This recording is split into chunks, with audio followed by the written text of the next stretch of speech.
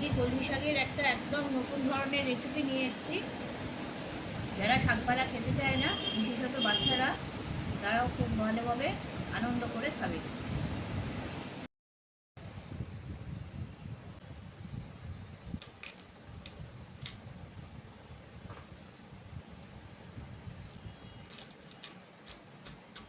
আজকে আমি কলমি শাকের কারি বানাচ্ছি। তার জন্য একাটি কলমি শাক নিয়েছি। কলমি শাকগুলোকে এরকম ছোটো ছোটো করে কেটে নেবে। আর যে ডাঁটাটা আছে সেই ডাঁটাগুলো এইভাবে ছোটো ছোটো করে কেটে নেবেন। এগুলো আমি জলে ভালো করে ধুয়ে নেবো। আপনারা ইচ্ছে করলে আগেও জলে ধুয়ে নিতে পারেন। কলমি শাকের কারি করার জন্য সবার প্রথমে আমি একটা গ্রেভি বানিয়ে নেব। তার জন্য 1 কাপ টক দই নিয়েছি। দইটা যেন বেশ টক হয়। তার সঙ্গে 3 টেবিল চামচ বেসন নিচ্ছি। পরিমাণ মতো নুন দিয়ে নিচ্ছি। আমি যে নুনটা দিয়েছি সেটা পরিমাণটা একটু কম দিয়েছি, কারণ আমি এখানে বিট নুন মেশাচ্ছি। বিট নুনটা আমি 1/4 চা চামচ দিলাম। 1 টেবিল চামচ চিনি দিয়ে দিচ্ছি। এটা খুব ভালো করে আমি মিশিয়ে নিচ্ছি, যাতে বেসনের কোনো লাম্পসটা না থাকে, সেইভাবে এটা ফেটিয়ে নিতে হবে। আমার এটা ফেটানো হয়ে গেছে, যাতে কোনো লাম্পস এখন আর দেখা যাচ্ছে না। একদম সিল্কি ভাব এসে গেছে একটা, এরকমভাবে ফেটিয়ে নিতে হবে এটাকে। এবারে আমি যে কাপে দই মেপেছিলাম সেই কাপেরই 4 কাপ জল নিচ্ছি।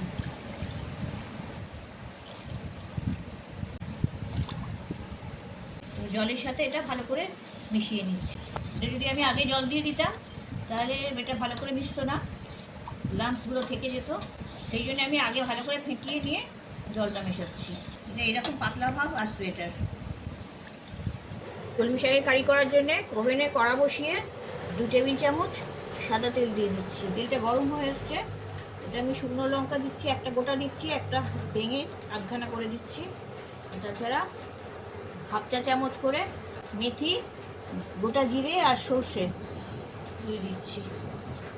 এখানে 1/4 চা চামচ হিং দিয়ে দিচ্ছি। এগুলো একটু নাড়াচাড়া করে ভেজে নেব। তেলের মধ্যে গন্ধটা ভালো করে লেগে যাবে। এটা ভাজা হয়ে গেছে।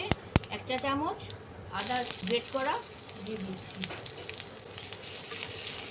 তেলের মধ্যে একটুখানি ভেজে নিচ্ছি। যে শাকটা কেটে রেখেছিলাম সেই শাকটা দিয়ে দিচ্ছি। 2 মিনিট এটা একটু ভেজে নেব।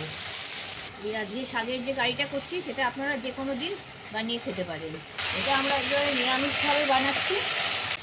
আপনারা পেঁয়াজ রসুন দিয়েও বানাতে পারেন। শাকটা ভাজা হয়ে এসছে। এবার আমি কিছুটা গুঁড়ো মশলা দিচ্ছি। এখানে 1 চা চামচ করে ধনে জিরে গুঁড়ো আছে, 1/2 চা চামচ হলুদ আছে, আর 1/4 চা চামচ লঙ্কার গুঁড়ো আছে। ঝালটা আপনারা নিজেদের পছন্দ মতন দেবেন। ঝাল যদি বেশি খেতে চান তাহলে একটু বেশিও দিতে পারেন, আর যারা খাবেন না ঝাল তারা একদম নাই দিতে পারেন। কেননা শুকনো লঙ্কা আমার এখানে দেয়া আছে, সেটাতে একটু ঝাল আসবে। মশলাগুলো শাকের সাথে সামান্য একটু নাড়াচাড়া করে ভেজে নিচ্ছি।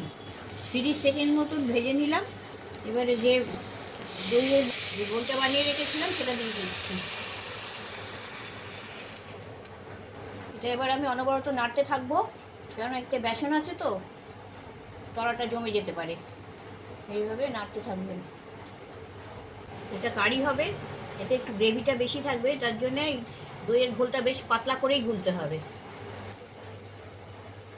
5-7 মিনিট মতন আমরা ফোটালাম। এটা জিনিসটা এরকম ঘন হয়ে এসছে। তো শাকগুলোও সেদ্ধ হয়ে গেছে। এবার আমি একটু গরম মশলার গুঁড়ো 1/2 চা চামচ দিয়ে দিচ্ছি। নুন মিষ্টিটা একটু চেক করে নেবেন, যদি লাগে তো প্রয়োজনে দিয়ে নেবেন। যদি দেখেন যে খুব বেশি ঘন হয়ে যাচ্ছে তাহলে একটু জল মিশিয়ে নেবেন, কেননা ঠান্ডা হলে আরও বেশি ঘন হয়ে যাবে। নাহলে একটু নুন দেওয়ার প্রয়োজন রয়েছে, তাই জন্য একটু নুন দিয়ে নিচ্ছি, একটু বিট নুন দিয়ে দিচ্ছি। এটা আমরা আরও 5 মিনিট ফুটিয়ে নেব। ওভেনের আঁচটা কম করে দেবো। এটা ফুটে গ্রেভিটা এইরকম হয়ে এসছে, আর আমরা ঘন করব না। এবার আমরা এটা নামিয়ে নেব। একটা বাটিতে 2 টেবিল চামচ আমি তেল নিয়েছি। এতে ভালো ঘিও নেওয়া যেতে পারে, আবার মাখনও নেওয়া যেতে পারে। তেলটা গরম হয়ে গেছে।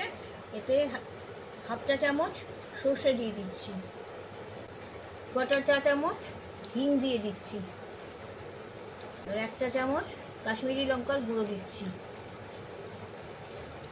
লাগিয়ে নিচ্ছি। এটা হয়ে গেছে। শাকের গ্রেভিটা আমি নিয়ে এসেছি। এবার যেটা আমি তেলের মধ্যে দিয়ে ছোকটা করলাম সেটা আমি দিয়ে দিচ্ছি এতে।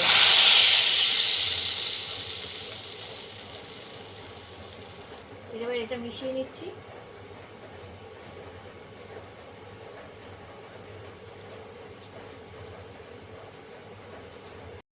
কলমি শাকের কারি রেডি। আপনারা অবশ্যই করে দেখবেন। কলমি শাকের কারিটা ভাত বা রুটির সাথে খাওয়া যেতে পারে।